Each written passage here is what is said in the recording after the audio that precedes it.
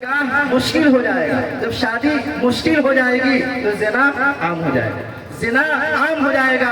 اگر نکاح کو آپ آسان کریں گے تو نکاح کو جب آسان کریں گے تو زنا مشکل ہو جائے گا، لیکن جب نکاح کو اسی طرح بیجا فضول اور طرح طرح کے رسم و رواج میں ہم ادا کریں گے تو پھر زنا عام ہو جائے گا۔ آج ہو رہا ہے، ہماری بچیاں غیروں کے ساتھ راہ فرار اختیار کر رہی ہے، ہماری بچیاں جہاں ہم تربیت نہیں کرتے۔ اولاد ایک بہت بڑی نعمت ہے۔ دوسری خرابی، دوسری جو ہمارے سماج کے اندر جو سب سے بڑھتا ہوا رجحان ہے، ہم اپنے بچوں کی تربیت نہیں کرتے۔ اولاد ہونا اللہ کی بڑی نعمت ہے۔ ایک طرف ایک آدمی کے پاس دنیا کی ساری دولت موجود ہے، لیکن اس کے پاس اولاد کی نعمت سے نہیں ہے، وہ اولاد کی نعمت سے محروم ہے، تو وہ آدمی اپنے آپ کو قصوروار سمجھتا ہے اور معاشرے کے اندر ایک ناکامل اور جو ہے بالکل نامکمل آدمی سمجھتا ہے۔ ایک آدمی جس کے پاس اولاد ہے وہ اپنے آپ کو کامل و مکمل سمجھتا ہے، لیکن کیا صرف اولاد کا ہونا کافی ہے؟ اولاد کے ساتھ اس کی تربیت ضروری ہے، اس کی اصلاح ضروری ہے۔ اللہ کے نبی نے فرمایا کہ طلب العلم فریضہ علی کل مسلم و مسلمہ، علم دین کا حاصل کرنا ہر مسلمان بچے اور بچیوں پر فرض ہے۔ آج بتائیے اللہ کے نبی صلی اللہ علیہ وسلم کی اس حدیث پر کتنے لوگ عمل کر رہے ہیں؟ اپنے بچوں کو ہم کھلاتے ہیں پلاتے ہیں، جسمانی اعتبار سے عمدہ لباس پہناتے ہیں۔ آج میں یہ کہتا ہوں، ابھی کے وقت کے اندر ایک روٹی کم کھلائیں اپنے بچوں کو، ایک کپڑا کم پہنائیں، دنیاوی سہولت کے اندر، آسائش کے اندر، دیگر چیزوں کے اندر کمی کر دیں، لیکن اپنے بچوں کو دینی تعلیم اور دنیاوی تعلیم ضرور حاصل کرائیں۔ کریں گے کہ نہیں کریں گے؟ بولیے۔ کتنے لوگ ہیں جو اپنے بچوں کو دینی تعلیم دیتے ہیں، دنیاوی تعلیم دیتے ہیں؟ تیسری چیز ہمارے سماج کے اندر جو ابھی بڑھتا ہوا رجحان ہے، تقریر اصل علماء کرام کریں گے، میں چند باتیں اصلاح معاشرہ جو ہمارے پروگرام کا مقصد ہے، میں صرف انگلی پر دو چار باتیں آپ کو گنوا دیتا ہوں، باقی علماء ربانیین اس کی مفصل اور پوری تشریح کے ساتھ وضاحت کریں گے۔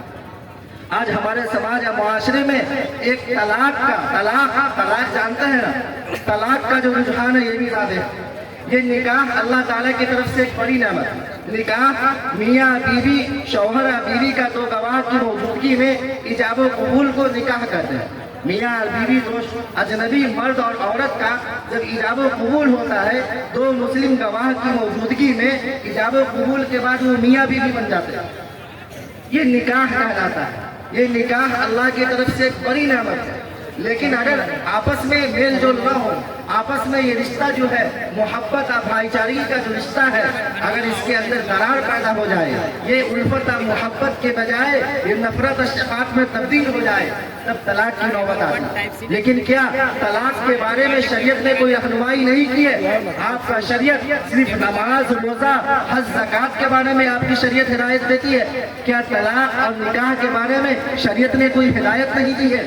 آج ہمارے معاشرے کے اندر طلاق کا بڑھتا ہوا رجحان اتنا زیادہ ہے کہ ہر 3 گھر کے بعد چوتھا گھر طلاق میں مبتلا ہے، کسی نہ کسی طریقے سے۔ بعض لوگ طلاق کی بات کو ظاہر کرتے ہیں، بعض لوگ ظاہر نہیں کرتے۔